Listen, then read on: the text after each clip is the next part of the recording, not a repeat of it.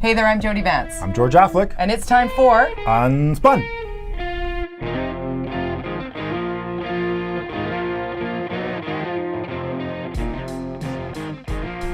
Oh, that's good. Like we need it quick because we got a lot to cover. I don't know, which should we do first, the money laundering inquiry, or are we talking scandal at the BC It's a tough one. They're huge stories. Let's get a dog in and to roll a dog on the table. We have a dog. We do. We'll show you the dog at the end. He's our new mascot. We will. He's very cute. It's going to make us look less. Vomit-inducing was today's your Thursday announcement, your Thursday piece of politics that does require UnSpun. Basically, we've learned from the Beverly McLaughlin report. Yes, this just in. But the Beverly McLaughlin report that we've all been waiting for since, it feels like forever, but all this started on November 20th of last year. I remember that date because it's my son's birthday, so I was like, right. The perp walk outside the ledge. So, the two highest-ranking non-elected officials at the BC legislature in the clerk, Craig James, and the sergeant-at-arms, Gary Lentz, have both been on administrative leave since November 20th, and we have been told by Speaker of the House, Darryl Plecas, that we were going to vomit when we found out the details of this, that the taxpayers would be outraged, and certainly some of what we've learned since November 20th has been like, yeah, what now? You know, misappropriating funds was the allegation. And now, so there's four, so basically at this point we have 50-50 on 50-50 split. We got James is adios. He's guilty on 4 of the 5 It actually counts. says guilty on the report. Yeah, that was you? No, that's Patrick's notes. But Mr. James, this is a quote. The evidence before me, Beverly McLaughlin, I conclude Mr. James engaged in misconduct in relation to expense claims for 2 suits, 3 purchases of luggage, and private insurance premiums to the Legislative Assembly. As far as Mr. Lentz is concerned, he did not engage in misconduct in relation to expense claims for clothing, office gifts, and display items or vacation expenses to the Legislative Assembly. So one was not found to be not engaging, and the other found to be engaging in misconduct. So the word engaged. Right, as opposed to guilty. Yeah, so going back to the barf, throw up, vomit. Puke, vomit, all the words I used when I was 10 years old. Yeah. Nothing here. It was more of just the same stuff, except we have a conclusion specifically related. For now, because our RCMP investigation continues. And so Lenz continues to be on leave, but James has said, I'm out of here. I'm done. I'm retired. What was the word you used? Voluntold to retire. Voluntold. He said, basically, he alluded to the fact that he is done with this. This is too much. It's been too hard on him and his family. And so he's retiring, effective immediately.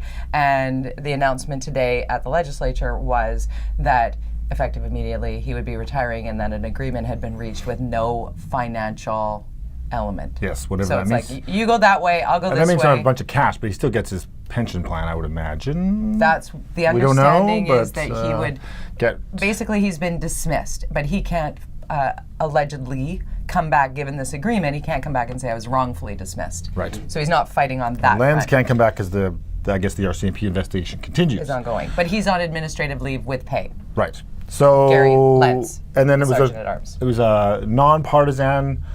All 3 parties agreed. Came, did a press conference. They were all aligned in their agreement with this, and were supportive of the report and in the process and all those things. So interesting, though. Certainly, the person at the center of this storm that sort of started it all, identified it all, is the Speaker of the House, Darryl Plecas, and we were going through this report. Funny you should ask. I know. So this is something that people haven't talked about yet, because we've been talking about what the 2 alleged misconduct allegations were, but Darryl Plecas, it's an interesting. And by the time this airs, maybe this will have been reported. But what I uncovered reading this was it's the comments about the speaker, and I thought this was very telling, because there's been a lot of criticism of Plecas, and a lot of people saying, right on Plecas. Some are like, wow, is this guy? What's wrong with this guy? He seems a bit maybe unhinged sometimes. So here's what, I'll just pull a couple of comments here that I've highlighted. Much of the impugned conduct described in the Speaker's January report only came to light after the the clerk and sergeant at arms were removed from their offices. And it goes on, it's not entirely clear why the Speaker did not bring the concerns to the attention of the clerk and sergeant of arms forthwith. It goes on a bit more, then it goes, what emerges from the evidence is that the Speaker viewed the matters that concerned him through the lens of a police investigation and criminal prosecution rather than the lens of an administrator. He seems to have seen his task as to build a credible criminal-type case against Mr. James and Mr. Lenz rather than promptly confronting and correcting the administrative practices that he questioned. He focused on an investigatory line of inquiry and at the expense of his duty to ensure that the affairs of the Legislative Assembly were promptly administered on a current basis. And this is the piece that I don't think everybody listening or watching might know or be aware of, because I wasn't. Because, I mean, we're learning so much about the inner workings of the BC, or any government the Legislative body, Assembly. the Legislative Assembly. But the Speaker has a supervisory role over the clerk. He's kind of the CEO of the Assembly, basically. Right. Of the buildings. But the clerk is a big, powerful job. It sounds like, you're my clerk, go get me coffee. Yeah, but and it's it talks actually about like that. And it talks a bit about that relationship in the report as well, and how this when the Speaker first became the Speaker, he looked to the clerk for guidance. Right. But then she also refers to the fact that, well, why did he go traveling and was actually involved in some of these allegations? Let's explain that. Let's explain that, because not everybody is as deep in this, and I think Sure. that's an important piece of UnSpun and what we do on this podcast, is that some of the allegations were involved travel. I believe it was to London, where the clerk, the sergeant at arms, and the Speaker of the House were all there, and allegedly the clerk, and what's now been confirmed in the Beverly McLaughlin report, it was that the clerk purchased a number of very expensive suits that were black, and you can only wear a gray suit in the legislature. Yeah. And things we didn't know. But at the time, and there was a receipt that was scratched out, or he had asked, can you make that gray instead of black or whatever? Yeah. And Daryl Pleckus witnessed that. Yeah. Allegedly. And so he argues that he was building a case, right, which is what she refers to. Why was he not immediately dealing with what he saw as a problem as the administrator? If you're a boss of a company or a nonprofit, or you say, hey, what's going on here? Immediately you sort of nip that in your favorite saying in the bud? Nip it in the bud. That she hates that. She hates it. She hates it. You hate it. She hates it. But the second time I've used it, I never used it. That's the second time I've used it this week, I think. I love it. Anyways, he did not do his job, from what I can tell in this report, as the administrator, as the chief person in charge of the staff. He didn't look at these two people in the eye and say, what are you guys doing? Why are you buying these suits? Right. What the hell is going on? And he didn't do that. Instead, it became like a James Bond undercover, covert operation to find out more about, it just feels like a bunch of colleagues who were buddies and kind of all worked within the loopholes. All of a sudden, something broke down. This is just my pedestrian view. It feels like something broke down between the two of them, and one said, you know what? Watch what I do now. Because what has happened now is people are gonna be lawyering up and doing there's gonna be well, certainly for Lenz, he must be looking at this as a lawsuit. The perp walk. Yeah. Why? And she addresses this in the report. Why were they taken out in such a public way when there was didn't they decide to walk that way? We don't. That's what I was told. That's what we were told earlier. Yeah. It's like the report on that, but because they wanted it to be as this is ridiculous. Yes. Because they really didn't feel like they'd done anything wrong, or that they would be found to have done anything wrong. So and in the report today, one is out having... Other one continues to be on leave. So the question, obviously we have this report now and they've dealt with it. What I think has not been talked about yet is clearly, based on this report, Pleckus is not a good administrator. And it's the main job that he has. Of course, he has the job in the legislature to chair the meetings in a way, but his other role is to be a senior administrator, and he has failed at that job. And if you are the people in charge of the government, the Legislative Assembly and the management group that takes care of this, should you not be asking yourself, is this the right man for the job? Is this the right person who should be doing this?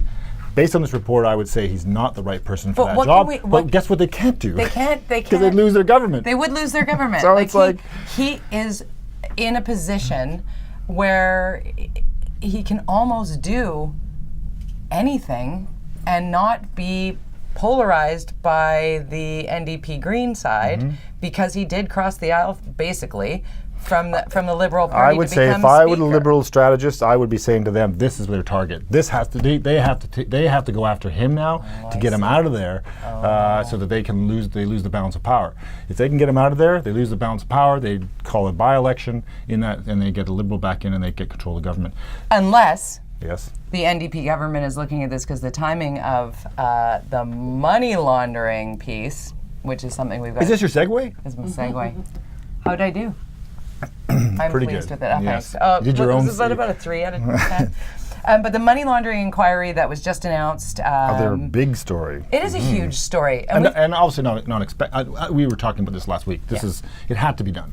There was no way, from a public relations point of view and a political point of view, that they could not do this. They had to do it. Right. And they're doing it. And Nobody how do you feel wanted about to do it. Do you? Well. Nobody wanted it. Liberals didn't really want it. NDP didn't want it. I heard that that within the Premier's office, and Jeff Meggs specifically, who I know quite well from Vancouver politics, he was, I heard, arguing, saying, let's just let us ride this out, because he said this could backfire on us. And I know Jeff enough, because he's the kind of guy that sees the big picture and the long game, and really it's about that. And I feel like the pressure, politicians are a different breed from staff, and even though Jeff used to be a politician, he always was on the bottom of the polls. He barely made it in the last election, because he's more, I think, inclined to be more like an administrator in how he operates. And I think that. But how do you wait out money laundering?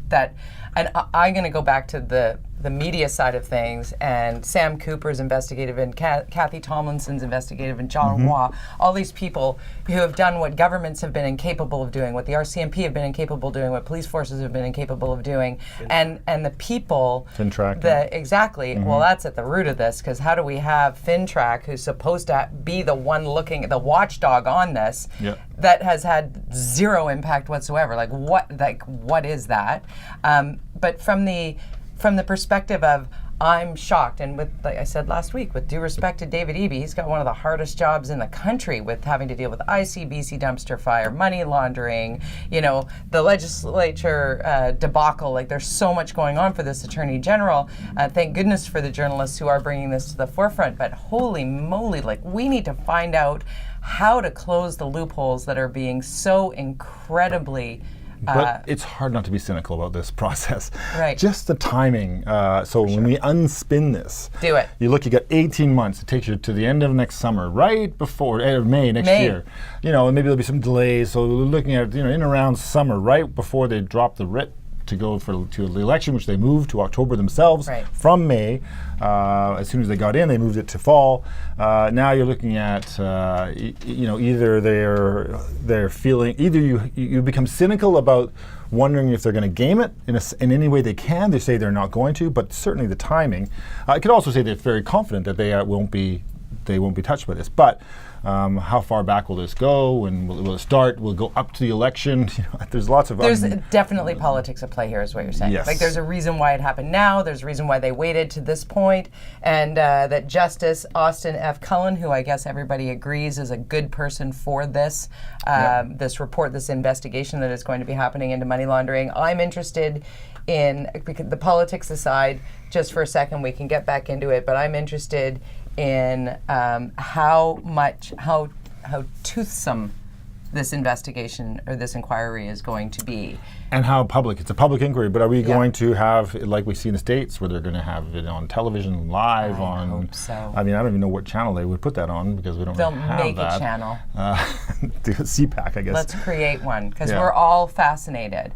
I'm going to get the popcorn is what I tweeted. It's going to be interesting. But David Eby said, and I liked this quote a lot from David Eby when he was explaining how what was the word, how the mandate and the authority of this inquiry would unfold. As he said, we're done asking nicely. I guess with the German report, the 2 German reports that we've seen, Dr. Peter German, people were asked to help with information, and they would decline. And there was nothing that Mr. German could do to compel them to. With this Justice Cullen, he will not only have the authority to compel anyone he deems appropriate to testify, I guess, Testify, or to be under go oath, get their search private information, their emails, their everything, much like an RCMP investigation, I would assume. This to me is taxpayer dollars well spent, even though it's going to be incredibly expensive, and lawyers are going to make a boatload of money off this because everybody's going to lawyer up and everybody's going to try their best to, plead the fifth or whatever it is to not incriminate themselves.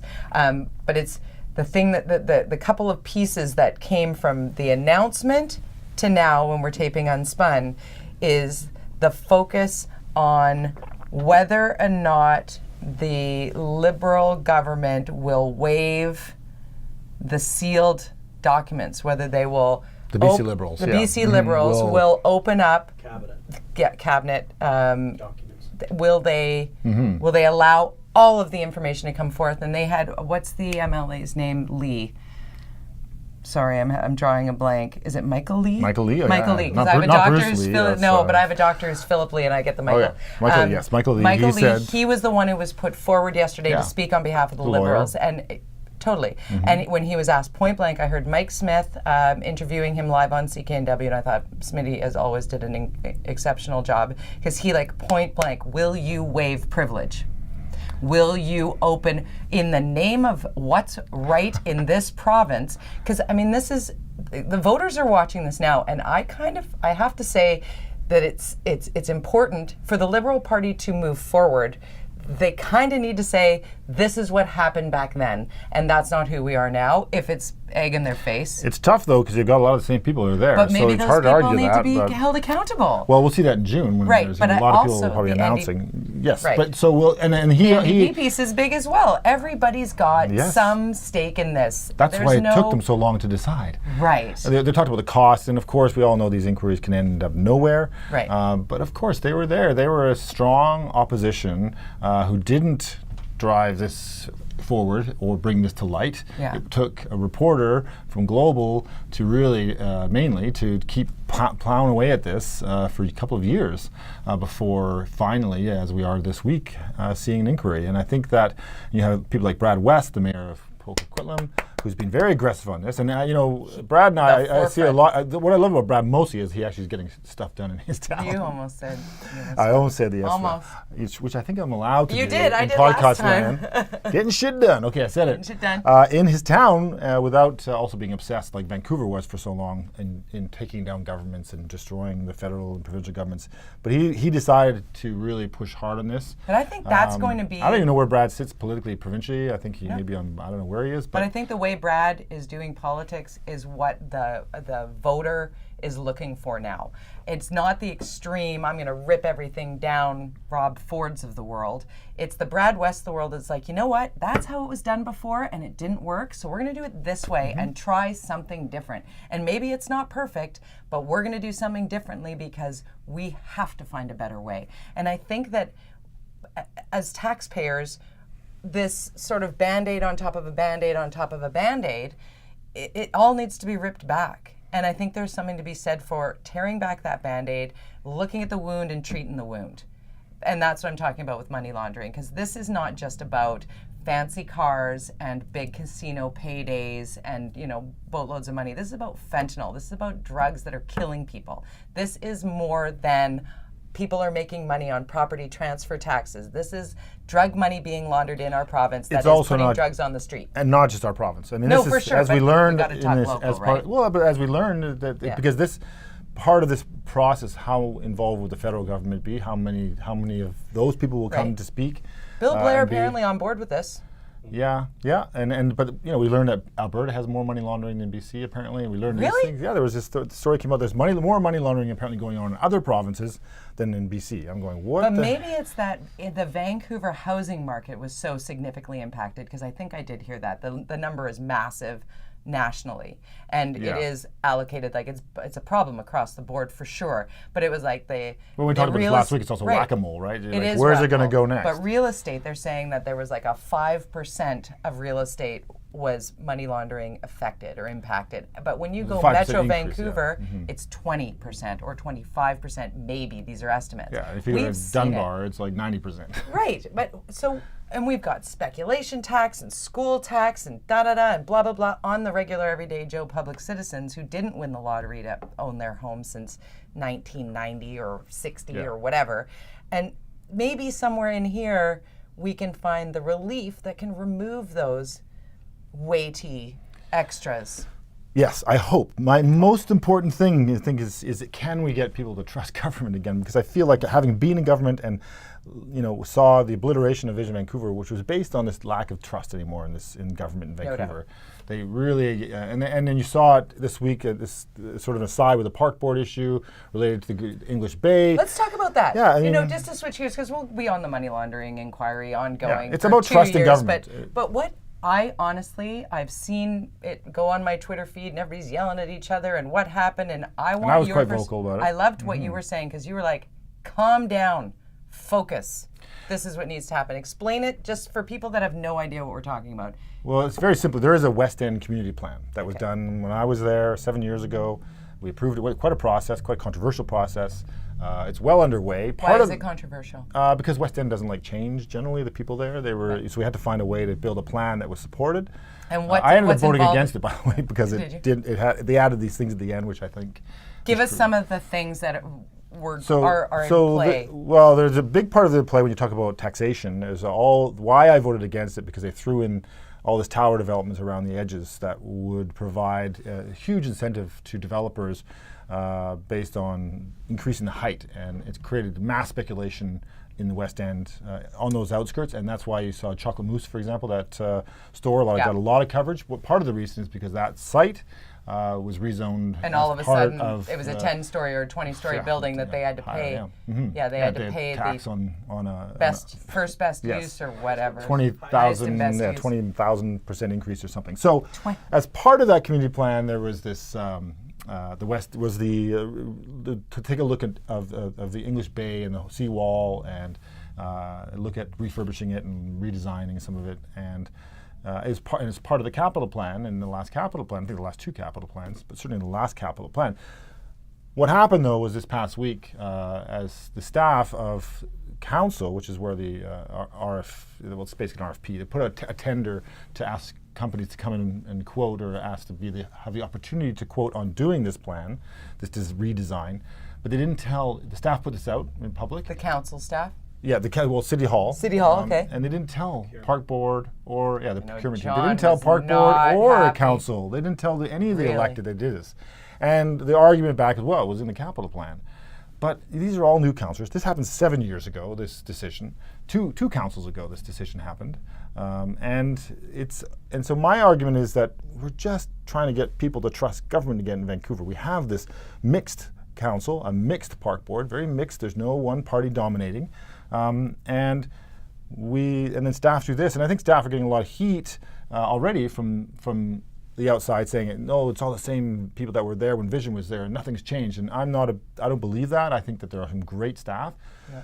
There are 43 communication staff. Thank goodness. There it goes. Everybody. I did it. 43. And that is what drives me crazy, because 43 communication staff. And they can't communicate. And this was like the huge golden opportunity for the mayor of Vancouver, the chair of the park board, whoever that is, I don't know, but it should be John Cooper. It should be John Cooper. Because he's the only guy talking.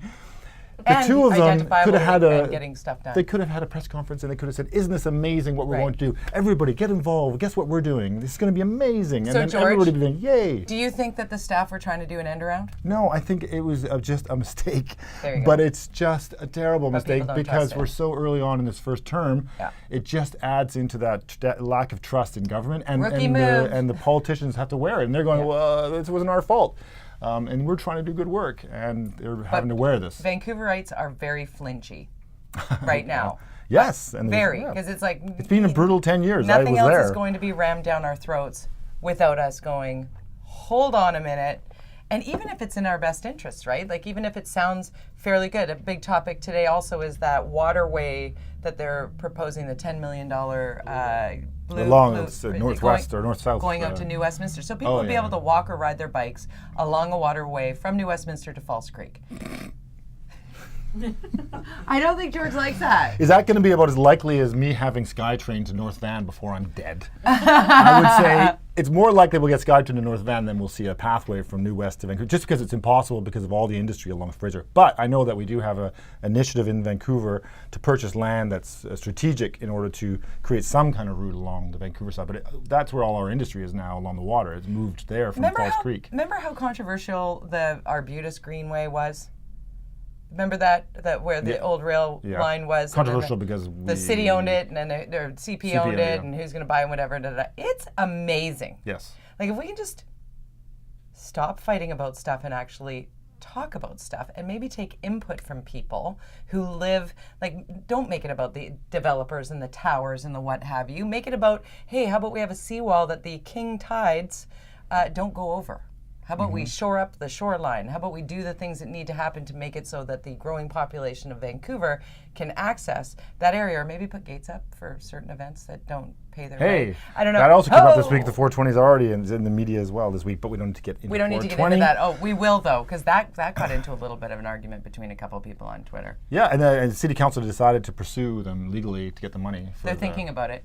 They're looking into it. Yeah. Melissa's trying, but she's not getting everything she wants. So can I tell you quickly about my column this week? No. Please. Stop. No. Okay, yes. All right. All right, just this once. So the middle this week, it has nothing to do with finding middle ground, which is what I usually try and do when the column comes out on Wednesday. What are you being controversial? No, I'm just very opinionated, because this is actually something that I've been through, that others are going through in the Lower Mainland, in British Columbia for that matter. Seismic upgrades of schools, very important, obviously. Yes. So many of the schools are asbestos, brick, and mortar, and bad, and 105 plus years old. They need to be rebuilt. I went through the process with my son's soon-to-be former elementary school, and we had consultation, public hearings, in the hot gym, hours and hours of discussion, only to have, like, one day, one memo, everything changed. And then I found out that they are in the VSB budget, not covered in new builds, is covered area outside the school. Why?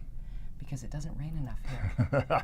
We're 1 foot short. You got to read my column, because it's like some kind of support for global warming by the NDP? Is that what you're saying? They because it's getting maybe, warmer. We don't know. That's what it is. Yeah. No, but how in the world is covered area at a schoolyard in Vancouver not part of a school budget? I have a kid in elementary school, and exploding. Let's show the mascot. Wrap it up. This is wrap it up. we get to wave goodbye with all 8 hands. This is Calvin. Okay, seriously. I'm not a big dog guy. Yeah. Because speaking to the mic. Hello. There we Check go. 1, 2. All right. Well, there we go. That's enough. You read the middle. Oh, I'm even though it's not going to be the middle Orca, this week. at the Orca BC on and Twitter, at Jody Vance, Jody with a Y, and you are? George ____. No, just George _Affleck. 1 _. Right. The Orca.ca is where you find all the latest and greatest political news. For those listening, by the way, this dog, you have to go to YouTube to see it. It's very cute. He's a Yorkie. Okay, we'll tweet a photo. Yeah. He's very cute. But you got to sign up for the Fin, because that's where you can click on the links and find out everything you need to know about what's going on here, because there's a lot of politics happening south of the border that it gets noisy, and we pay attention to that sometimes a little bit too much. Let's stay local and provincial, and then national, and then international. I'm getting a wet lick here. He loves you. The dogs always love the guys that don't like the dogs. That's it for us for this week on UnSpun. Bye. Bye.